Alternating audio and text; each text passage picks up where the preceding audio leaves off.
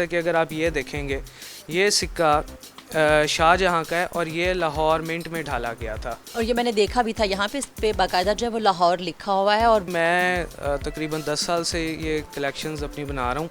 80,000 की किताब ले लिया आपने, क्यों? क्योंकि सादिक़ैन एज एन आर्टिस्ट मुझे बहुत पसंद है। इंडो पाक की तारीख़ जो है वो बहुत ही कदीम है, और अगर आप किसी भी ईरा को पढ़ना चाहते हैं, समझना चाहते हैं, तो मेरा ख्याल है कि सिक्के जो हैं वो उसकी बेहतरीन तस्वीर होते हैं। और हसन हादी साहब के पास तो बेशुमार सिक्के हैं। कहाँ से तारीख़ शुरू होती है हम इन्हीं से जानते हैं। जी बेसिकली अगर मैं अपने ही कलेक्शन के थ्रू हिस्ट्री को मैं बयान करना शुरू करूं, तो हमारी जो कॉइन्स की तारीख़ है वो 600 BC से शुरू होती है। और किस्मत से मैंने उस दौर का भी सिक्का रखा हुआ है। जैसे अगर आप ये देखें, यहाँ पे एक सिक्का है, ये इसे बैंट बार की एक किस्म थी, इसे कहते थे करशपान सिक्का। अगर आप इसको ये देखें तो ये बिल्कुल डिफरेंट है। मैंने बहुत से कॉइन्स देखे हैं और मुख्तलिफ प्रोग्राम्स भी किए हैं, तो ये सिक्का जो है बिल्कुल मुख्तलिफ है। इसको आप कह सकते हैं कि लाइक अ बाउल शेप्ड है ये। अब यहाँ पे हमें तो तकरीबन तमाम कॉइन्स सेम ही नज़र आ रहे हैं, तो सिल्वर और कॉपर वो आप कैसे इसको आइडेंटिफाई करते हैं? जी बेसिकली इनको आम सा जैसे सिल्वर का रंग एक ग्रेइश सा होता है, तो यहाँ पे बेसिकली सारी कलेक्शन में है ही ये इस एल्बम में सारे सिल्वर के कॉइन्स, क्योंकि मैं सिल्वर कॉपर के हिसाब से और फिर हिस्टोरिकली इसको उस हिसाब से इसे कैटलॉग और अरेंज किया हुआ है यहाँ पे। आपके पास जो इस वक्त सबसे कदीम सिक्का है वो कौन सा है और किस डेस्टिनी का है? जी बेसिकली सबसे जो कदीम तरीन सिक्का है, जैसा कि अभी आपने बाउल की शेप का एक सिक्का देखा था, एक ये है, और उसी दौर का ये सिक्का है, इसे कहते हैं बैंट बार। ये बेसिकली एक बार की किस शेप का सिक्का है जो थोड़ा सा बैंड हुआ है। ये तकरीबन आज से 2600 साल पहले उस दौर में नई नई कॉइनेज शुरू हुई थी, और उसके ऊपर ज़्यादा जैसा आजकल के दौर में लिखाई होती है, लिखाई नहीं होती थी, तो सिंबल्स होते थे। सबसे पहला सिक्का लिडिया में, जो आजकल के दौर में तुर्की है, वहाँ पे जारी किया गया था। और जिस दौर में वहाँ पे सिक्का जारी किया गया था 600 BC में, उसी टाइम में इंडिया में भी पहला जारी कर दिया गया था। तो यानी उस दौर में जब एक मेटल को लेके उसके ऊपर पंच मार्क बनाए गए थे लिडिया में, उसी दौर में यहाँ भी बनाने शुरू कर दिए गए थे इंडिजिनसली। तो यानी सिक्के की तारीख जो दुनिया में जहाँ से शुरू होती है, उसी दौर से हमारे जो सिक्के हैं इंडिया के, उनकी भी तारीख शुरू हो जाती है। इससे यानी कि हम ये समझ सकते हैं कि कितना एरिया था जो एक रूलर के पास था, वो भी आपको इन कॉइन्स के थ्रू जो है पता चल जाता है। बिल्कुल वो इस तरह से हमें पता लगता है कि उनके मुख्तलिफ मिंट्स होते थे या उनकी टकसालें हुआ करती थी। तो अब लेट से गंधारा की टकसाल में जो सिक्का जारी किया गया, इससे मुराद ये है कि यहाँ तक उनकी एक्सेस थी। फिर उसी तरह से कोई काबुल में सिक्का जारी किया गया, और मैक्सिमम एक्सटेंट का आपको पता लगता है कुछ उनके सिंबल्स के थ्रू। ये कोई टोटल 10 से 15 डायनेस्टीज़ बन जाते हैं, जिनमें ग्रेको बैक्ट्रियन है, फिर कुशान आ जाते हैं, इंडो साइथियन, इंडो पार्थियन आ जाते हैं, फिर चलते चलते हिंदू शाही, फिर महमूद गजनवी, फिर गौरी आ जाते हैं, दिल्ली सल्तनत आ जाती है, मुग़ल आ जाते हैं, फिर ब्रिटिश आ जाते हैं, और फिर आगे पाकिस्तानी आ जाते हैं। अच्छा, मुझे इसमें जो सबसे इंटरेस्टिंग चीज़ अभी हम लोग ऑफ कैमरा देख रहे थे, लाहौर की जो है मखसूस कलेक्शन वो बहुत ज़बरदस्त थी। जो यहाँ पे सिक्के ढाले भी गए और दिखाए, वो बड़ा ज़बरदस्त था। वो मुझे दिखाया लाहौर, तो फिर लाहौर है ना। जी जी बिल्कुल। अब ये एक जो कलेक्टर होता है वो भी अपने तौर पे मिंट वाइज कलेक्शन बनाता है। जैसे कि अगर आप ये देखेंगे, ये सिक्का शाहजहाँ का है और ये लाहौर मिंट में ढाला गया था। और ये मैंने देखा भी था, यहाँ पे इस पे बाकायदा जो है वो लाहौर लिखा हुआ है, और बहुत ही ज़्यादा जो है नफीस सी कैलीग्राफी भी है, कलमा भी है।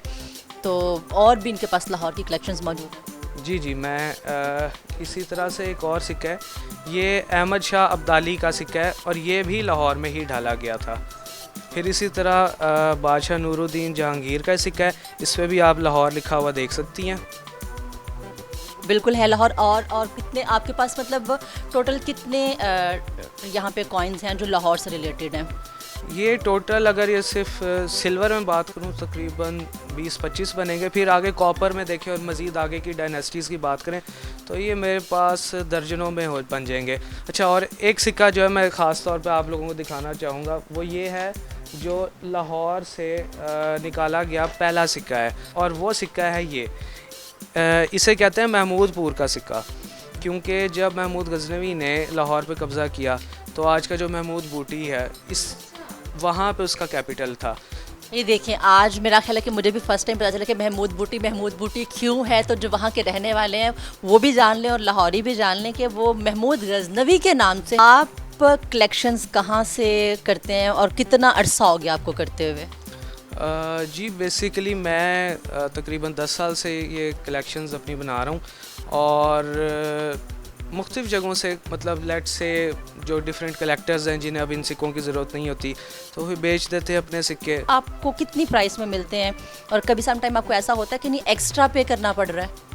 हाँ जी, अगर वैसे बात की जाए तो इनकी कंडीशन पे डिपेंड करता है। मतलब लेट से जैसे ये एक सिक्का है, इसकी कंडीशन प्रिस्टीन का वर्ड यूज़ होता है। प्रिस्टीन आपको एक एक चीज़ पे ख़ताती नज़र आ रही है, एक अच्छी कंडीशन में है।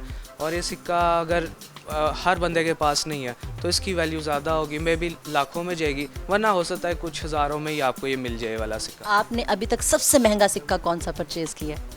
सबसे महंगा यही महमूदपुर का सिक्का जो मैंने भी आपको दिखाया, ये ही मेरी कलेक्शन में सबसे महंगा तरीन सिक्का है। कितने का लिया था? बस समझ लें कि काफ़ी ज़्यादा 1000 रुपये मुझे इस पे लगाने पड़े थे।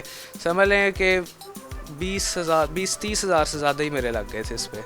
और अभी सिक्कों के साथ साथ आपको मैंने कहा था कि इनके पास और भी बहुत सी चीज़ें हैं जो कलेक्ट इन्होंने की हैं और बिल्कुल डिफरेंट सी हैं। टाइम शॉर्ट है, मेरी कोशिश हुई कि सब कुछ दिखा दें। यहाँ पे एक किताब है, वो भी आपको दिखाते हैं, बहुत भारी भरकम है और उसकी कीमत जो मुझे पता चली थी, कहते हैं कि शौक का कोई मोल नहीं है। 80,000 की किताब ले लिया आपने, क्यों? जी बस मैं जब छोटा था तो ये, क्योंकि सादिक़ैन एज एन आर्टिस्ट मुझे बहुत पसंद है, तो उनके बारे में मुझे पता लगा था कि ये किताब उनके आर्ट पे जारी की गई है 2003 में। तो तब मेरा शौक़ था कि मैं ये जमा करूं, इसे ख़रीदूं। तो तब तो मैं था ही 6-7 साल का, मैं कैसे ख़रीदता। तो जैसी मेरी जॉब लगी, फिर पैसे जोड़ के मैं किसी तरीके से, एक एंटीक डीलर था उससे ये ख़रीदी थी किताब। इतनी छोटी एज से आपके अंदर ये चीज़ें थीं, ये इसका मतलब है कि बाय बर्थ कुछ चीज़ें होती हैं जो आपको आगे लेके चलती हैं। तो आप अपने इस पैशन को लेके कहाँ तक चलेंगे और ये लेजेसी जो है आपकी कहाँ जाएगी? तो अब देखें कब तक है, जब तक पैसे आते रहेंगे, जब तक इस तरह से नई इन्फॉर्मेशन मिलती रहेगी, तब तक मैं कलेक्ट करता रहूँगा। अच्छा, तो इसमें जो हमारे यंगस्टर्स हैं, आप उनको कोई मैसेज देना चाहेंगे कि इस तरफ आना चाहिए, क्यों आना चाहिए? बेसिकली जो कॉइन कलेक्टिंग की जो हॉबी है, इसको कहते हैं न्यूमिज़मेटिक्स। और जो यंगस्टर्स हैं, मैं उनको ये कहूँगा कि ये हॉबी पढ़े लिखे लोगों की हॉबी है। बेसिकली इसे किंग ऑफ हॉबीज़ कहा जाता है। और अगर आपको हिस्ट्री से शौक़ है और आपकी जेब इजाज़त देती है, इतनी इजाज़त देती है कि आप ये सिक्के ख़रीद सकें, तो आप बिल्कुल ये कलेक्ट करें, क्योंकि ये ख़रीदना इतना मुश्किल नहीं है। आपको डीलर्स पूरे पाकिस्तान में मिल जाते हैं। फेसबुक पे, व्हाट्सएप पे ग्रुप्स हैं, वहाँ पे आप देख सकते हैं। फोर्स नहीं करता मैं, लेकिन अगर आपको हिस्ट्री का शौक़ है और आप चाहते हैं कि एक पीस ऑफ हिस्ट्री आपके पास आए, तो ये कॉइन्स ही वो चीज़ें हैं। एक और चीज़ मैं पूछूंगी कि ओरिजिनलिटी किन असूलों पे जो है वो परखी जाती है, क्योंकि रेप्लिकास भी बहुत मार्केट में अवेलेबल होते हैं? वो इस तरह से है कि ये जो लोग ये कॉइन्स की कॉपीज़ करते हैं वो उसके तरीके हैं। मतलब लेट से अब ये सिक्के थे, इनको एक पंचिंग मेथड के थ्रू ढाला जाता था। अब कॉपीज़ करने वाले इनके ना मोल्ड्स बना लेते हैं, उनके अंदर मेटल डाल के वो उसकी कॉपीज़ बनाने की कोशिश करते हैं। वो एक एक्सपीरियंस्ड आँख जो होती है वो देख लेती है, उसे पता लग जाता है कि ये कास्ट कॉपी है। या इवन पंचिंग भी कर लेते हैं, लेकिन वो उनके आपको बाउंड्रीज़ और उसकी जो डेप्थ है वो उसको ज़्यादा करीब से गौर करके देखना पड़ता है। तो इस तरह से फिर आपको आइडिया लग जाता है कि ये कितना ओरिजिनल है। फिर अगर लेट से डेट्स होती हैं, आपको इसको स्टडी करें, मुख्तलिफ कॉइन्स की मुख्तलिफ डेट्स हैं और वो भी कैटलॉग हुई हैं, तो उनके थ्रू आपको पता लगता है कि ये चीज़ एग्जिस्ट करती भी थी हिस्ट्री में कि नहीं।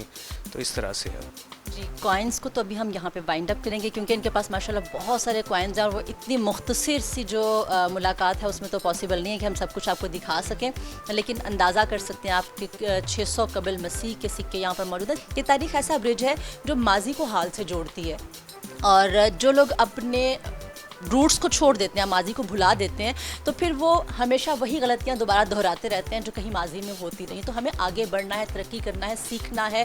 तो अपने माजी को आप साथ लेके चलेंगे तो डेफिनेटली तरक्की की राह पर आप गामजन होंगे। हम आपसे चाहेंगे इजाज़त। अल्लाह हाफ़िज़।